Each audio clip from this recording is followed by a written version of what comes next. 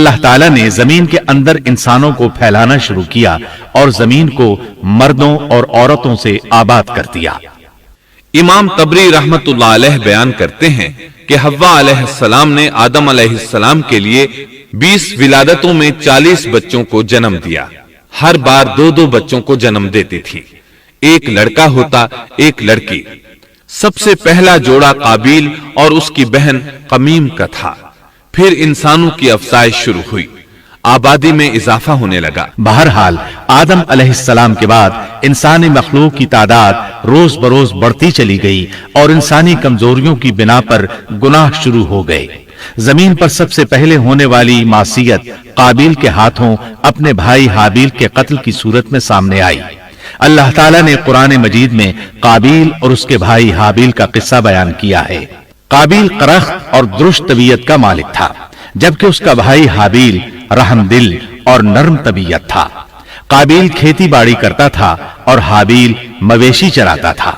حابیل کے نرم دل ہونے کی ایک وجہ اس کا بکریاں چرانا تھا، کیونکہ ایک چرواہا اپنی بکری کو بھوکا دیکھ کر اسے چارہ کھلائے بغیر نہیں رہتا، نہیں وہ کسی بکری کو پیاسا دیکھ کر اسے بھول جاتا ہے۔ اپنے جانور پر اس کی طاقت سے زیادہ بوجھ بھی نہیں لادتا۔ بنی نوع انسان کی تعداد میں اضافے کے لیے اس وقت ایسا قانون تھا جو اب حرام ہے، اور وہ ہے بہن کے ساتھ نکاح۔ چونکہ اس وقت کے سب لوگ آدم علیہ السلام کی حقیقی اولاد تھے اور آپس میں بہن بھائی تھے، اس لیے اس وقت کی شریعت کی روح سے قابیل اپنے ساتھ جڑواں پیدا ہونے والی بہن کے سوا کسی دوسری بہن سے شادی کر سکتا تھا، اور اسی طرح حابیل اپنے ساتھ جڑواں پیدا ہونے والی بہن کے علاوہ کسی دوسری بہن سے شادی کر سکتا تھا۔ اس کی صورت یہ تھی کہ قابیل کی شادی حابیل کی بہن سے ہو اور حابیل کی شادی قابیل کی بہن سے ہو، لیکن ہوا یہ کہ حابیل کی بہن خوبصورتی میں قابیل کی بہن سے کم تھی، اس لیے قابیل نے حابیل کی بہن سے شادی کرنے سے انکار کر دیا اور اپنی جڑواں بہن سے شادی کی خواہش ظاہر کی، لیکن ایسا کرنا آدم علیہ السلام کی شریعت میں حرام تھا۔ آپ نبی بھی تھے اور رسول بھی۔ رسول اور نبی میں فرق یہ ہے کہ رسول پر شریعت اور احکام نازل ہوتے ہیں، لیکن نبی پر شریعت نازل نہیں ہوتی، البتہ اس کی طرف وحی نازل ہوتی ہے اور معجزات عطا کیے جاتے ہیں، جبکہ شریعت صرف رسولوں ہی پر نازل کی جاتی ہے۔ آدم علیہ السلام بھی چونکہ رسول تھے، اس لیے ان کی شریعت میں یہ قانون تھا کہ کوئی شخص اپنے ساتھ جڑواں پیدا ہونے والی بہن کے ساتھ شادی نہیں کر سکتا۔ قابیل اس شرعی حکم کی وجہ سے غضبناک ہو گیا۔ اس نے تعجب کا اظہار کرتے ہوئے اس قانون کو ماننے سے انکار کر دیا۔ آدم علیہ السلام نے ان دونوں کے درمیان فیصلہ کرتے ہوئے انہیں حکم دیا کہ دونوں اللہ کے حضور ایک ہدیہ پیش کریں۔ ہدیہ اس جانور کو کہتے ہیں جسے اللہ کے نام پر ذبح کر کے فقراء میں تقسیم کر دیا جائے۔ اس سے مقصود اللہ کے لیے اپنی نیت کو خالص کرنا ہوتا ہے۔ اس عمل کو قربانی کہا جاتا ہے۔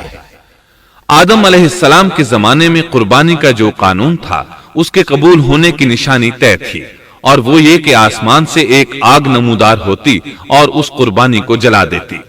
اس کا مطلب تھا قربانی قبول ہو چکی ہے، اور اگر آگ قربانی کو نہ جلاتی تو سمجھ لیا جاتا کہ قربانی قبول نہیں ہوئی۔ آخر قربانی کا دن آ پہنچا۔ حابیل نے اپنے مویشیوں میں سے ایک بہترین جانور لیا اور قربان گاہ میں لا کر اللہ کے حضور پیش کر دیا۔ دوسری طرف قابیل نے اپنی کھیتی کے غلے میں سے ردی قسم کا غلہ قربانی کے لیے پیش کیا۔ دوسرے دن دونوں قربان گاہ پہنچے تو انہوں نے دیکھا کہ حابیل کی قربانی قبول ہو چکی ہے، جبکہ قابیل کی قربانی کو آگ نے چھوا تک نہیں تھا۔ یہ دیکھ کر قابیل حابیل پر غضبناک ہوا۔ شیطان نے بھی اسے وسوسے میں مبتلا کیا کہ اپنے بھائی کو قتل کر دے۔ اس نے اپنے بھائی حابیل کو جان سے مار ڈالنے کا پختہ ارادہ کر لیا۔ اس وقت تک روئے زمین پر کوئی انسان قتل نہیں ہوا تھا۔ انسانی تاریخ میں یہ پہلا قتل ہے جس کا ارتکاب قابیل نے کیا۔ وہ اپنے بھائی حابیل کے پاس گیا اور اس سے بولا، میں تجھے قتل کر دوں گا۔ جواب میں حابیل نے کہا، اگر تو مجھے قتل کرنے کی کوشش کرے گا تو میں اپنے دفاع میں ہاتھ نہیں اٹھاؤں گا، اس لیے کہ میں چاہتا ہوں تو اپنے دیگر گناہوں کے ساتھ میرے قتل کا گناہ بھی اٹھا لے، تیرے گناہ زیادہ ہو جائیں۔ چنانچہ ایک تاریخ